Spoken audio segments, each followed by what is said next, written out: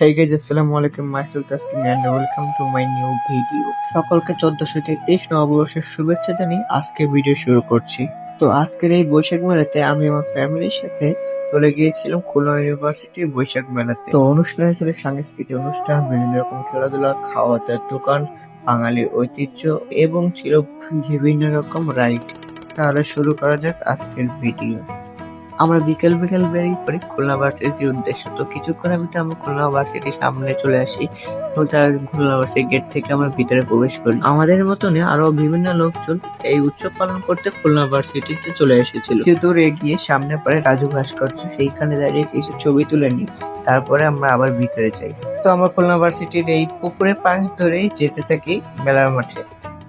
মেলার মাঠে গিয়ে দেখে অবাক হয়ে গেলাম, এত পরিমাণে লোক আসছে, হিউজ পরিমাণ। যেহেতু মানুষ সব উৎসব পালন করতে আসছে, তো কিছু বলার না এখানে। তো আমরা চলে যাই বিভিন্ন স্টলের সামনে। তো এই মেলাতে আসছিল একটি নেপালিয়ান স্টল। তো এই স্টলে ছিল বিভিন্ন নেপালিয়ান খাবার দাবার। যারা খেয়েছেন কমেন্টে জানাবেন। নববর্ষের উৎসব, পিঠাপুলি পাওয়া যাবে না এটা কোনো কথাই না। এখানে আমাদের আপুরা বিভিন্ন রকম খাবার, মিষ্টি জাতীয় খাবার এবং তাদের নিজের হাতের তৈরি বিভিন্ন রকম কারুকার্য নিয়ে একটা স্টল দিয়েছিল। পাটের দড়ি, বাঁশের কঞ্চি এবং বিভিন্ন শলা দিয়ে উপস্থাপন করে। সবচেয়ে ইউনিক লেগেছে শলার কাঠিতে একটি ঘর, যা অনেক সুন্দর লাগছিল। আরো ছিল মা বোনদের জন্য হাতে চুল, গহনা, অলংকার, বিভিন্ন রকম জিনিসপত্র, মাটির তৈরি জিনিসপত্র এখানে পাওয়া যাচ্ছিল। এবং ছিল খেলার আইটেম। বোতলের ভিতরে এই রিংটি রাখতে পারলে পেয়ে যাবে একটি গোলাপ ফুল। এবং মেলা হবে, নাগরদোলনা থাকবে না, এটাও হতেই পারে না। তো এখানেও ছিল নাগরদোলনা, ছিল বাচ্চাদের জন্য ছোট ছোট রাইড এবং বড়দের জন্য ছিল নাগরদোলনা, নৌকা, বিভিন্ন রকম। এবং যাদের শক্তি পরীক্ষা করার জন্য ছিল বক্সিং রিং। কিছুক্ষণের ভিতরে সন্ধ্যা হয়ে যায়। তো সন্ধ্যার সময় মনে হচ্ছিল আরো বেশি লোকজন, চারপাশটা দেখতে অনেক সুন্দর লাগতেছিল। সন্ধ্যার কিছুক্ষণ পরে খুলনা ভার্সিটির ভাইয়া আপুদের সাংস্কৃতিক অনুষ্ঠান শুরু হয়।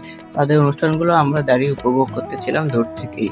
মাঠের চারপাশে ঘোরাঘুরির পর দেখতে পাই খুলনা ভার্সিটির ভাইয়া আপুদের তৈরি বাঘের প্রতিচ্ছবি। তো মাঠের মাঝখানে থেকে অক্সিজেন না পাওয়ায় চলে আসি মাঠের পাশে চারুকলা ডিপার্টমেন্টের সামনে। সেখানে ঘুরি এবং চারপাশটা দেখতে থাকি।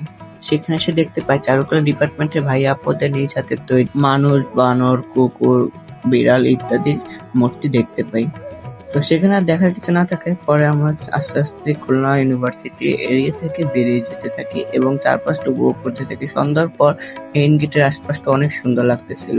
তো আজকে ভিডিও এই পর্যন্ত ছিল। সবাই বেশি বেশি লাইক, কমেন্ট, শেয়ার এবং ফলো করে দিবেন। সবাইকে আবারও নববর্ষের শুভেচ্ছা জানিয়ে বিদায় নিচ্ছি। আসসালামু আলাইকুম।